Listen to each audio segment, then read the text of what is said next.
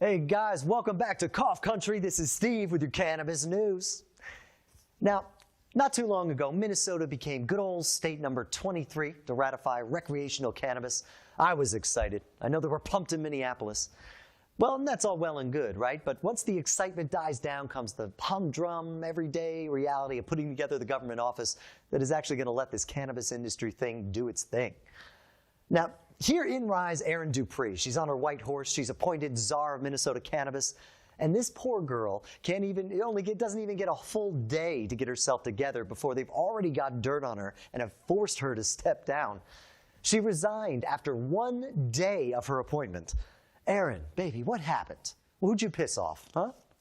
Now, Erin Dupree was the governor's office top pick to lift the newly minted Office of Cannabis Management up off the ground. She's this young, passionate entrepreneur with 20-plus years of experience running her own cannabis company. She's got her own consultancy firm that deals extensively in the cannabis industry, particularly with startups. This all sounds good, right? Now, she admittedly doesn't have any bureaucratic experience, but people are still pretty confident she's the one that kicked this thing into gear. Now,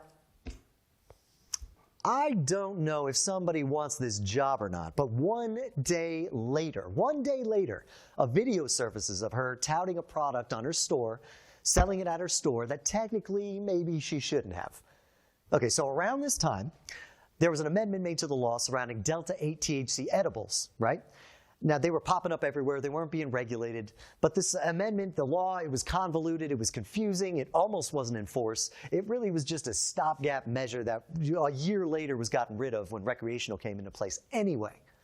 But the TikTok video, which took place during this time, showed her selling a product that had 5 milligrams of Delta-8 THC over the limit.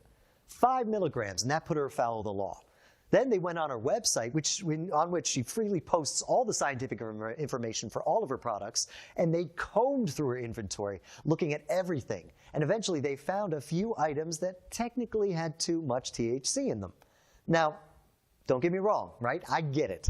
The office she's about to start running, it's pretty heavy on rules and regulations, right? So naturally, this kind of thing doesn't look great, but I mean, come on. This thing was cocked and loaded. They had it ready to go on day one.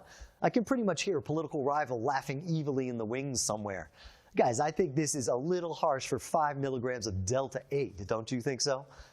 Guys, thanks for tuning in. Be sure to check out the mothership coughcountry.com for all things cannabis. Like, subscribe, and follow Cough Country News, where we always say, no sticks, no seeds, just news.